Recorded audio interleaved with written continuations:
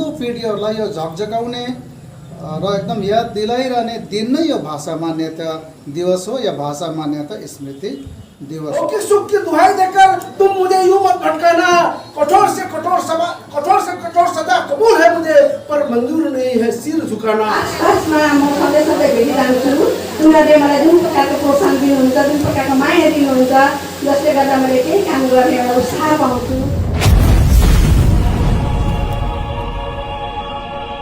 नमस्कार, news for एसियामा तपाईँलाई स्वागत छ र म अमन राई।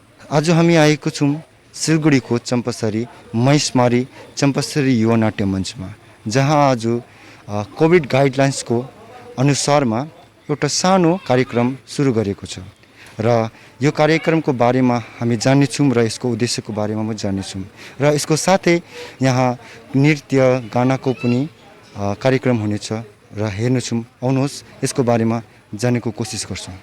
हाम्रो दीप प्रज्वलन हुन गइरहेको छ, तसर्थ यस दीप प्रज्वलन सहभागी बन्नुभएको छ हाम्रा अतिथिगणहरू, समस्त यहाँ जो आउनुहुने समस्त भक्तवृन्दहरूलाई दीप प्रज्वलनमा भाग लिनु अनुरोध गर्दै हरि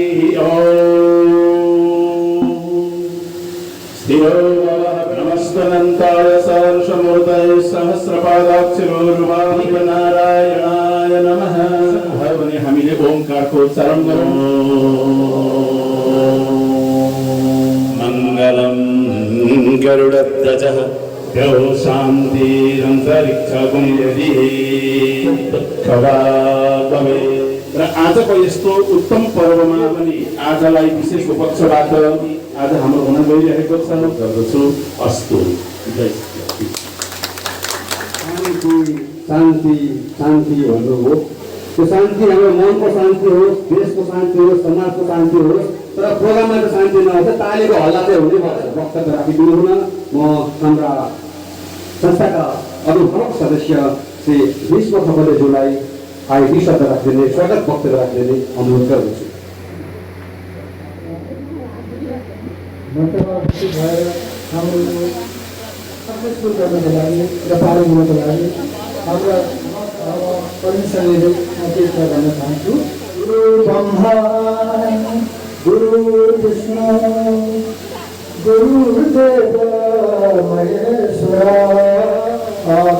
20 तारिक अगस्त 20 तारिकमा हाम्रो भाषा दिवस थियो, तर आज यो रक्षाबन्धनको दिन पनि भएकाले गर्दाखेरि आजकै दिनलाई हामीले चुनाव गरेर आज नै गर्न यसलाई पालन यो कार्यक्रमको लागि अनि रहनुभयो श्रीमती निर्मला पुरस्कारले प्राप्त उहाँलाई भएकाले गर्दाखेरि हामीसँग यहाँ जति पनि हाम्रा मिडिया कर्मी छ, आजको यो छोटो कार्यक्रममा यो छोटो मेरो क्रममा यही समाप्त गर्न चाहन्छु। नमस्कार छ सबैजना, नमस्कार छ। धन्यवाद छ श्रीमान विष्णु खपलेज्यूलाई। र हामी कार्यक्रम अघि बढाउँछौँ। हाम्रा अतिथिगणलाई हाम्रो यथास्थल ग्रहण गर्ने म हार्दिक अनुरोध गर्दै अब हामी हाम्रो कार्यक्रमलाई अघि बढाउने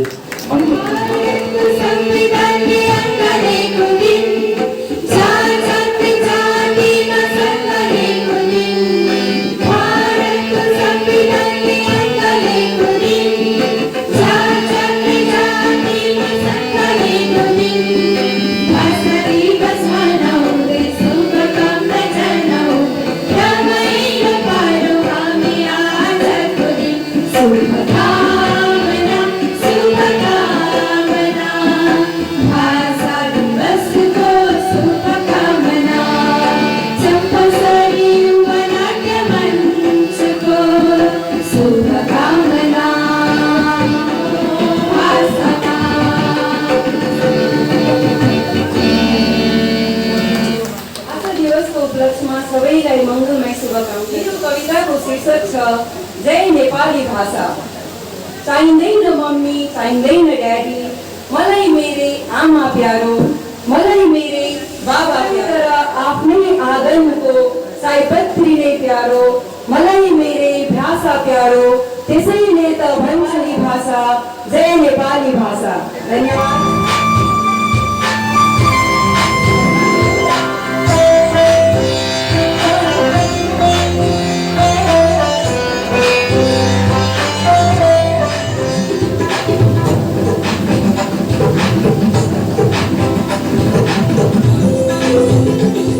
हामी पुस्तक लोकार्पण गर्नेछौँ। त्यसपछि हामी पुस्तकको लेखिकालाई यहाँ मञ्चमा निम्ताउनेछौँ। पहिला हामी पुस्तकको दर्शन गर्नेछौँ अनि लेखिकाको दर्शन गर्नेछौँ।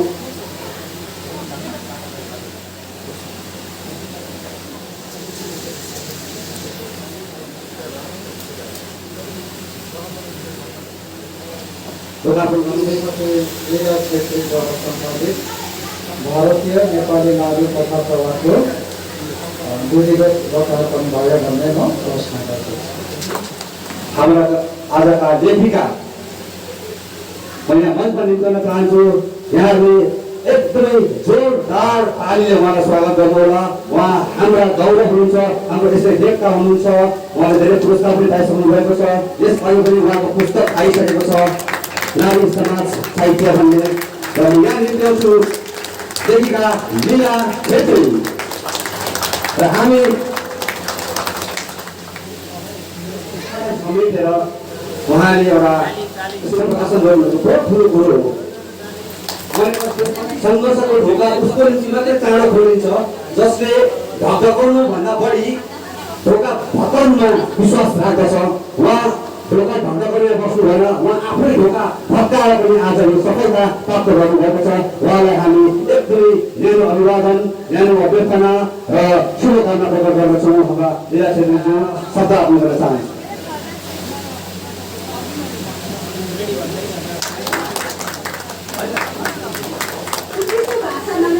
उपलक्ष्यमा सबैलाई मेरो हार्दिक शुभकामना। आज रक्षाबन्धन पनि परेको हुनाले रक्षाबन्धनको पनि सबैलाई ध्यानमा राख्दै नमन गर्दै अनि दर्शक जिल्लामा उपस्थित हुनुभएका मेरा प्यार दर्शकहरू दाजुभाइ सबैलाई विशेष भेटीहरूलाई मेरो हार्दिक धन्यवाद।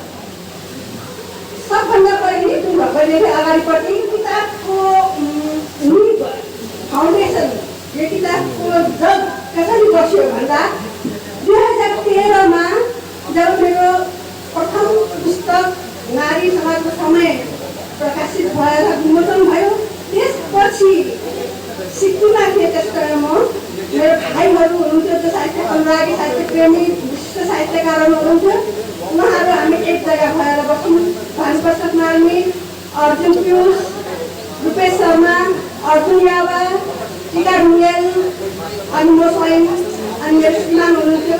हामीले सानो कोठे बैठक गऱ्यौँ।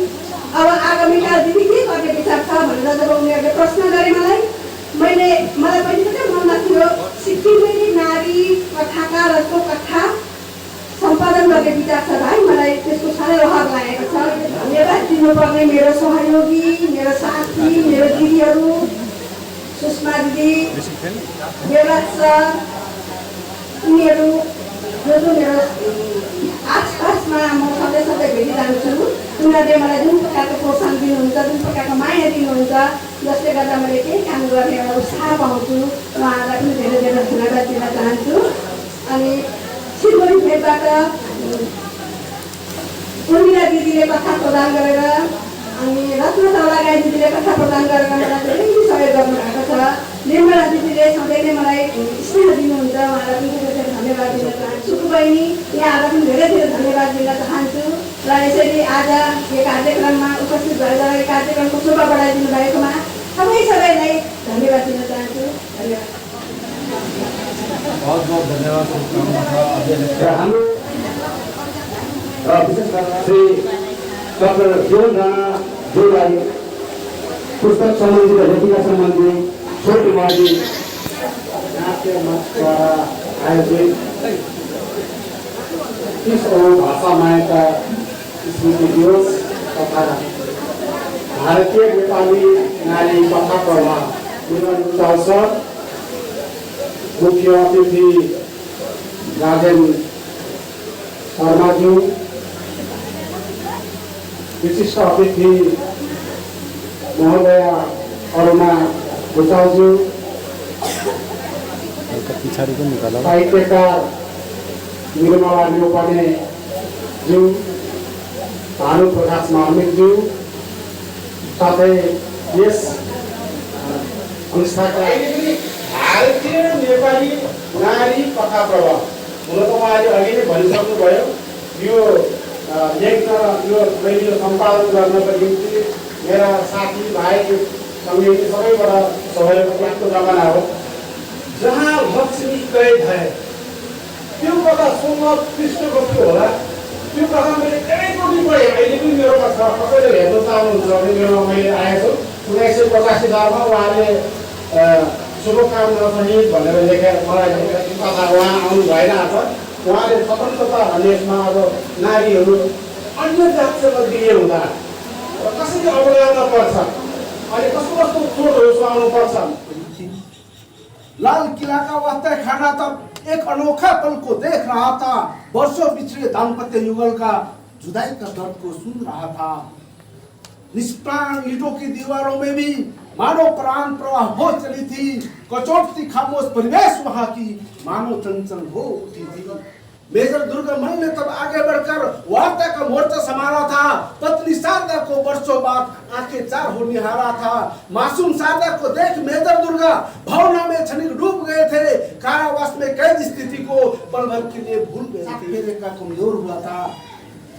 इसी क्षणिक मिलन पश्चात शारदा नम आंखों से धोपाता पतिदेव से इतनी ही समझी थी। धन्यवाद। र आजको यो नारा एकदमै राम्रो कृष्ण भाइले नै लेख्नु भएको होला।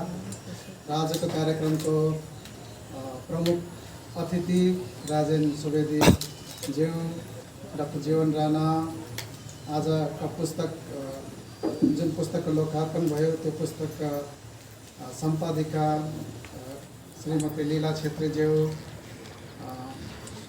हाम्रो निर्मला नेउपानेज्यू अनि यहाँ उपस्थित सबैजनालाई भाषा स्मृति दिवसको धेरै धेरै शुभकामना। उहाँको एउटा लगायत 39वटा कथाहरू हाम्रो भारतीय नेपाली लेखिकाहरूको कथा सङ्कलन जुन चाहिँ निकाल्नुभयो त्यो माथि डाक्टर जीवन राणाले जुन एक एक कुरालाई ध्यान राखेर लेखिकाहरूले नारीहरूको मनोवैज्ञानिक उनीहरूको परिस्थिति कुन भोगाई यो सबैलाई समेटेर प्रत्येक लेखिकाले आफ्नो आफ्नो प्रकारले जुन कथा लेख्नु भएको छ र जुन व्याख्या डाक्टर जीवन राणाले दिनुभयो त्यो हामी आज नआएको भए हामीले त्यो चुकाउने थियौँ।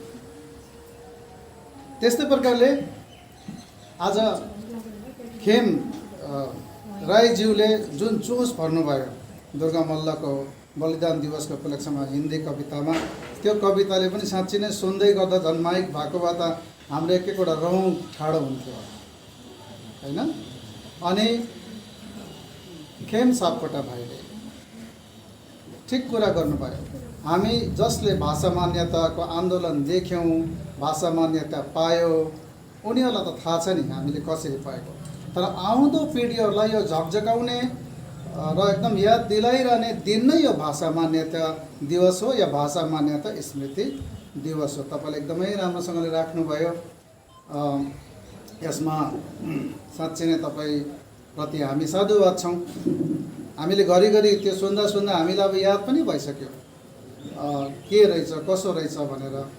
अनि हामी भारतीय हौँ, हामी कस्तो अखण्डित छौँ, कसरी फेरि जोडिनुपर्ने राजेन सुवेदीज्यूको सार गर्भित भाषणले एक प्रकारले हामीले त अझ के गर्नुपर्ने रहेछ। र आजको यो यस्तो दिन हो, आज रक्षाबन्धन पनि पर्यो, राखी पूर्णिमा पर्यो। आजको दिन चेलीबेटीहरूले माइतीलाई भारतीय संस्कृतिमा रक्षाबन्धन लगाइदिन्छन्, हातमा दोरी लगाइदिन्छन् र मेरो आशीर्वाद मेरो माया छ है माइती भनेर म त एउटा रक्षाको दोरी लगाइदिन्छन्। अब बन्धन भन्ने बित्तिकै अङ्ग्रेजी अलिकति शब्द चलाउँछु। एउटा बन्धन भन्दा चाहिँ एउटा चाहिँ भयो प्रोटेक्सन, रक्षा। अर्को बन्धनले चाहिँ फेरि बन्डेज भन्छ, त्यो चाहिँ साँच्चै नै बन्धन है। जब हामी सानो सानो कुरामा अल्झिन्छौँ नि, त्यसले गर्दा एउटा धागो या दोरी पासो पनि हुनसक्छ, तर त्यही दोरी फेरि रक्षा गर्ने एउटा हतियार पनि हुनसक्छ। र सांसारिक कुरामा उल्झिएको बन्धन चाहिँ पासो लागेको बन्धन हो। तर बन्धन कस्तो होस्, ज्ञानको बन्धन होस्, डिभिनिटी ईश्वरीयताको बन्धन होस्, प्रेमको बन्धन होस्, एकताको बन्धन होस्, तब चाहिँ यो सांसारिक बन्धनहरूबाट चाहिँ हामी मुक्त हुन्छौँ। र आज ऋषि तर्पण अघि नै उहाँ पण्डितजीले भन्नुभयो कि ऋषिहरूको पूर्णिमा हो आज। र ऋषिहरूलाई याद गर्ने जुन हाम्रो संस्कृतिमा अथाह भण्डार छ, जुन ऋषिहरूले ध्यानमा बसेर जुन ज्ञान एकदम त्यसलाई श्रुति स्मृति भन्छ, एकदम अहिले इङ्ग्लिसमा भनौँ भने डाउनलोड भन्छ नि हामीले इन्टरनेटमा, उनीहरू ध्यान गरेर डाउनलोड गरेर त्यही कुराहरू चाहिँ अहिलेसम्म हामी प्रत्येक आफ्नै आफ्नै प्रकारले व्याख्या दिइरहेछौँ होइन। त्यो स्मरण गर्ने दिन हो। र बन्धन त्यस्तो होस्, कस्तो ज्ञानको, गुरुको, सत्यको, आफ्नो आत्माको बन्धन हो, ताकि यो सानसानो बन्धनहरूबाट मुक्त हुन सक्छौँ। आज त्यो दिन हो। अनि आज अर्को कुरो, आज नै चाहिँ फेरि यज्ञोपवीतम हामीले जनेऊ धारण गर्छौँ होइन। आजभन्दा अघि के अरे हाम्रो राजेन सुवेदीजीले अघि नै भन्नुभयो, आजभन्दा धेरै वर्ष 600-700 वर्ष अगाडि यो जुन यज्ञोपवीतम जुन चाहिँ प्रथा थियो, सबै वर्णकाहरूले ब्राह्मण, क्षत्रिय, वैश्य, शूद्र सबैले लाउँथे। त्यो परम्परा थियो। इभन स्त्री जातिहरूले, तपाईँहरूलाई कतिलाई थाहा छैन, स्त्री जातिहरूले पनि यज्ञोपवीतम गर्छन्, त्यो जनेऊ धारण गर्छन्। तर साउथ इन्डियामा छ, साउथ इन्डियामा छ। हामी सँगसँगै कतिजनाले त्यो यज्ञोपवीतम उपनयन संस्कार जबसम्म हामी यहाँनिर 3टा धागो हुन्छ, त्यति बेला हामी जहिले तहिले पनि म यहाँ आइपुगेपछि चाहिँ उनीहरूलाई चाहिँ बिर्सिनु हुँदैन है, मैले उनीहरूको ऋण चाहिँ हमेसा चुकाउनु पर्छ भने।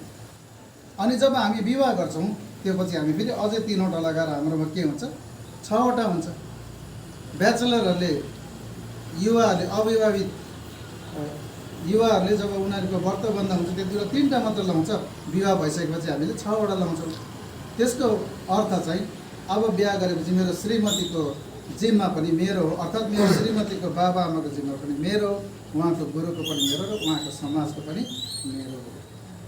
अनि यसले यो पनि बुझाउँछ कि आत्मशुद्धि, मनशुद्धि र वाचन शुद्धि, 3वटा जब पनि यो हामीलाई याद गर्छौँ त्यति बेला यो कुराको हर पल निरन्तर याद हुन्छ। अनि एउटा कुरा हामी जहिले पनि देब्रे काँधबाट यो जनेऊ राख्छौँ। अर्थ चाहिँ के हो भने भन्दाखेरि दाहिने काँध र देब्रे काँधमा जहिले पनि देब्रे काँधले कोर्बे हुन्छ। जहिले पनि बोक्दा हामीले याद छ पहिला देब्रेबाट बोक्ने प्रयास गर्छौँ नि।